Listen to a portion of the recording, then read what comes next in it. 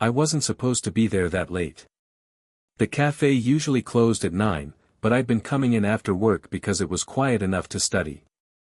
Tonight, it was just me, my laptop, and the hum of the espresso machine they hadn't bothered to turn off yet.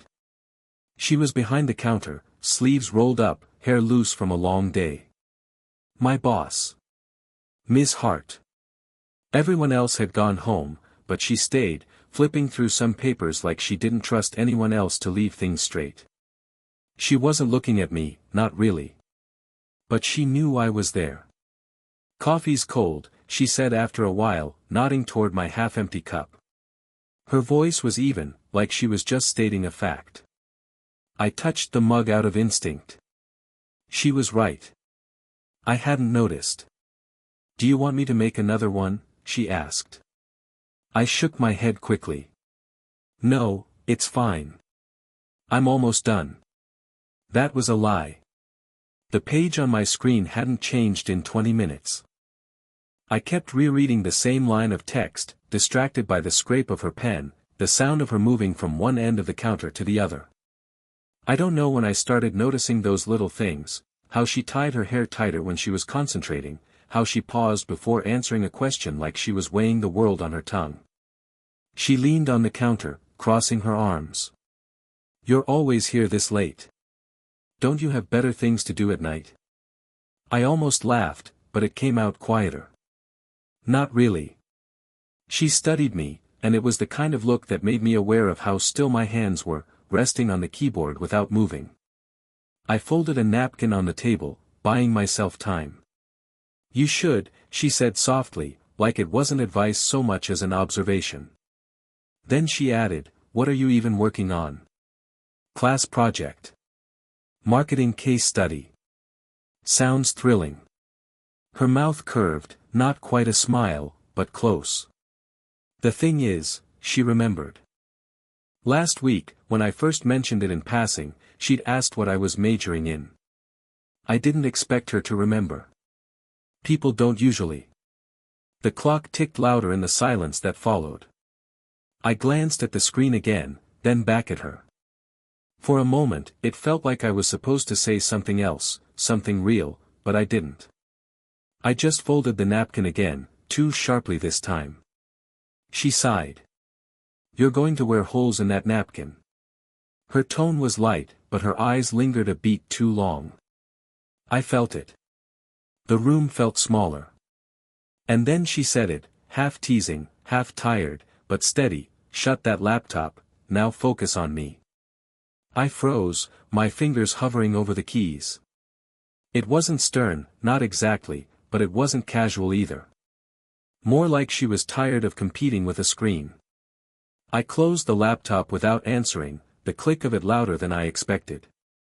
She pushed a glass of water toward me. "Hydrate. You look wired." I took it, even though I wasn't thirsty. My throat felt tight. We didn't say anything for a while. Just the hum of the espresso machine, the clock, the sound of her pen tapping the counter. When I finally looked at her again, she wasn't watching me anymore, she was staring out the window, lost somewhere else. And then my phone buzzed on the table. One new message. Her name. I didn't open it. Not yet. The message sat on my phone like a stone in water. I hadn't opened it the night before. By morning, I convinced myself it was probably something simple, "Lock up," or "Don't forget your schedule." Nothing charged. Nothing meant for me to overthink. Still, when I walked into the cafe the next day, I caught myself scanning the counter for her before I even set my bag down. She was there, already at work, hair tied back tighter than yesterday, glasses perched low on her nose. She didn't look up when I came in, but she said, "You ignored my text." I swallowed. I didn't ignore. I just fell asleep. That earned me the faintest smirk. She set down her pen. I asked if you wanted chamomile tea. Said you looked too restless for coffee. Oh. I exhaled, feeling stupid. That's considerate. It was just tea, she said, shrugging it off, but I caught the flicker in her eyes. Like she'd said more than she intended. I sat at my usual corner table, but I couldn't open the laptop this time. She made me the tea anyway, without asking, and placed it in front of me. Her hand lingered just slightly on the saucer, like she was considering whether to let go. "Thanks," I said. My voice came out lower than I meant. We stayed quiet for a while, the air between us softer, less formal than usual. Then she surprised me. "I used to drink this every night with my ex," she said, her eyes on the steam curling up. "It was the only thing we agreed on. Tea before bed." I blinked, unsure how to respond. She didn't talk about her personal life, not to me, not to anyone at work. "I didn't know you were married," I said carefully. "Divorced," she corrected, matter of fact, though there was a slight hitch before the word. She tucked a strand of hair behind her ear and looked straight at me for the first time that morning. "A long time ago. Doesn't matter now." But it did. The way she said it made me picture her life outside these walls, quiet apartment, maybe a glass left on the counter, maybe a silence she couldn't quite fill. And it made me wonder what she saw when she looked at me. A distraction? An echo? Or just a kid, too young to know when to look away? I shifted in my chair, suddenly self-conscious, tracing the rim of the cup with my finger. She noticed. "You think too much," she said softly. "Maybe," I admitted. "Or maybe not enough." That made her laugh, quiet, almost unwilling, but it stayed with me. The clock ticked, customers came and went, but it felt like we'd been placed in some other room. Just her, just me, and this strange gravity between us. When I stood to leave, she reached across the counter, brushing a crumb off my sleeve. It was nothing. A quick, practical gesture. But her hand rested there a second longer than it had to. Long enough to feel like something neither of us should name. The days blurred, one into the next. I still came in late, still carried my laptop like I had work to do. But lately it sat unopened. She noticed. Of course she did. "You're paying for Wi-Fi you don't use," she teased one evening, wiping down the counter. I shrugged, avoiding her eyes. "Guess I just like the company." It slipped out too quickly. Her hand slowed on the cloth, just for a second. Then she straightened, clearing her throat. "Careful saying things like that." The warning was quiet, almost lost under the hum of the espresso machine. I wanted to ask, careful for who? For her? For me?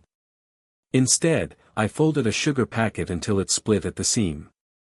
She glanced at my hands but didn't comment.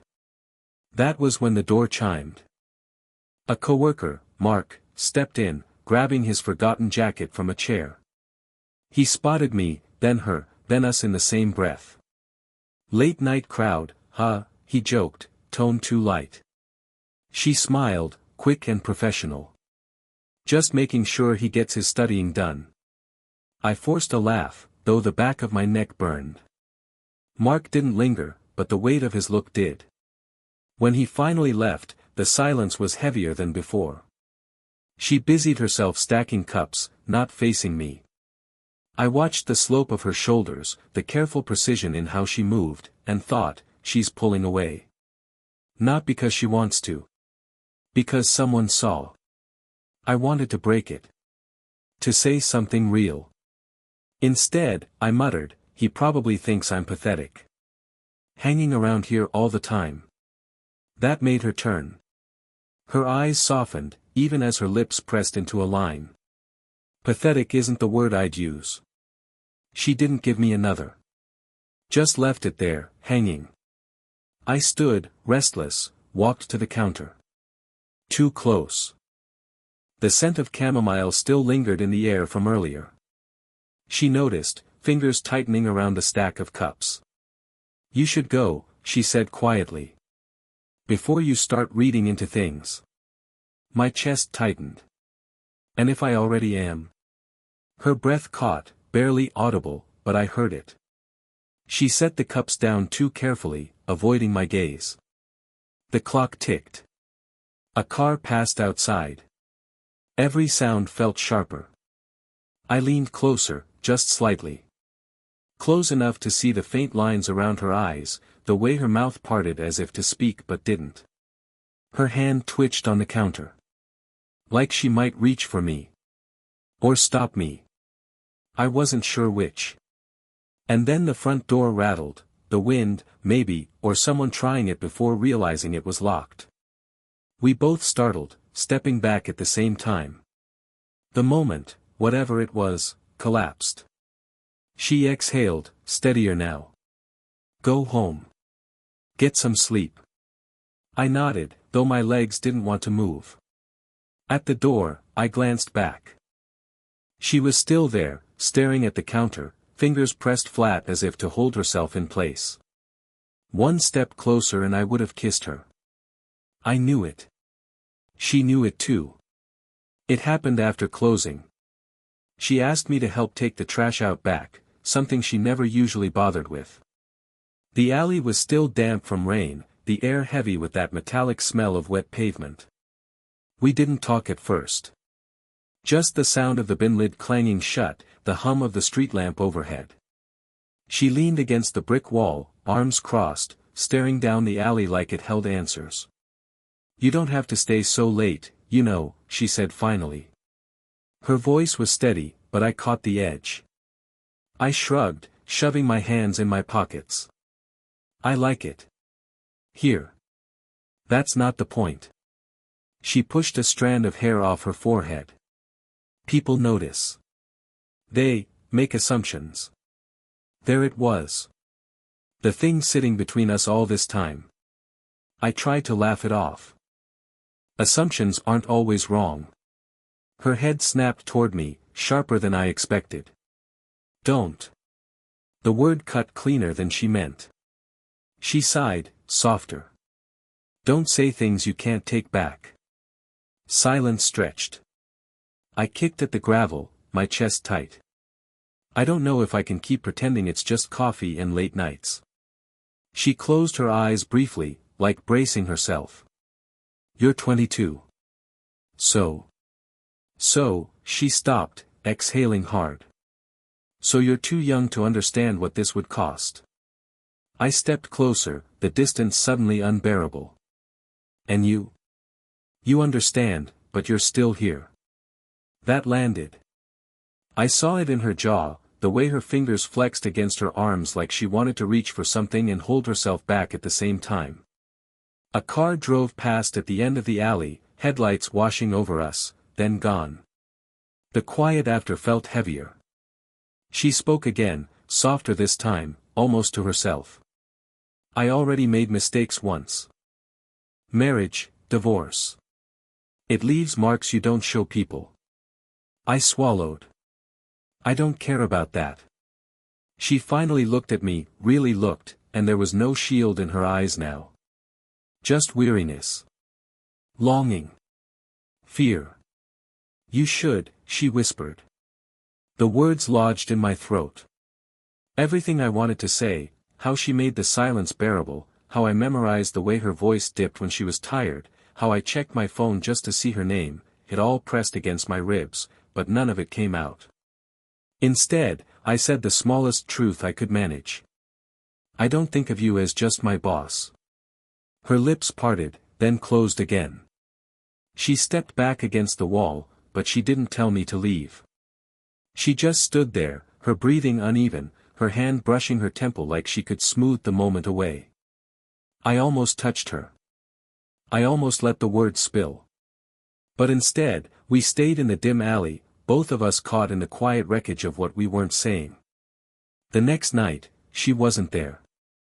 The cafe was open, the lights low and warm, but it was Mark behind the counter. He looked surprised when I walked in. She's not on tonight, he said. Switched shifts last minute. I nodded, pretending it didn't matter, but my hands tightened around the strap of my bag. She never switched shifts. I sat down anyway, opened my laptop, stared at the blank document. The room felt wrong without her. Too bright. Too empty. I left before my tea cooled. The following days blurred. Sometimes she was there, sometimes not. When she was, she kept herself busy, talking with other staff, staying behind the counter, not crossing the invisible line we had drawn together in the alley. It should have been a relief. Instead, it felt like being shut out of a room I hadn't realized I'd entered. One evening, I caught her between customers. She was refilling the pastry case, moving too fast, almost like she needed the distraction. I tried to smile. "You're avoiding me." Her hand stilled on the tray. "Don't flatter yourself," she murmured. But her voice was thinner than usual. I wanted to press, but something in her face stopped me. A flicker of something heavier, guilt, maybe. Or fear. The next morning, I found out. Not from her. From overhearing Mark. He was chatting with another barista, saying how Miss Hart had gone to visit her daughter over the weekend. "She's in college out east, right? Sophomore, I think."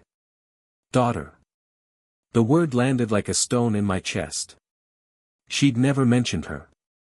Not once. And suddenly, I saw it differently, the way she pulled back, the way she warned me about what it would cost. I wasn't just young. I was her daughter's age. That night, I didn't go to the cafe. I walked past it, saw the lights on, saw her silhouette through the window.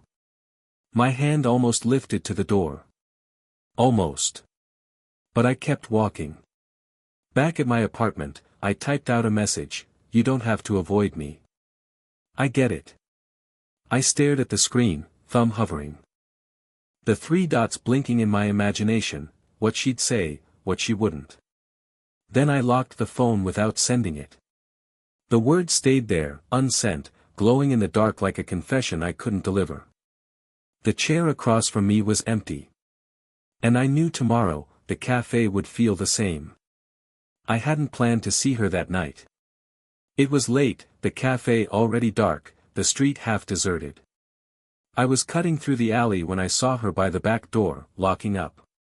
She startled when I called her name, then exhaled like she'd been holding her breath for hours. "You shouldn't be here." "Neither should you," I said, forcing a smile. "It's past midnight." Her keys jingled in her hand. She hesitated, then said, "Do you want to walk me home?" The words hung in the air, plain, practical, but they carried weight. I nodded. We walked quietly. Side by side, not touching. The city felt softer at that hour, like it was willing to keep secrets. At her building, she fumbled with the lock before pushing the door open. "You want tea?" I almost said no. Almost saved us both. Instead, I followed her upstairs. Her kitchen was small, tidy.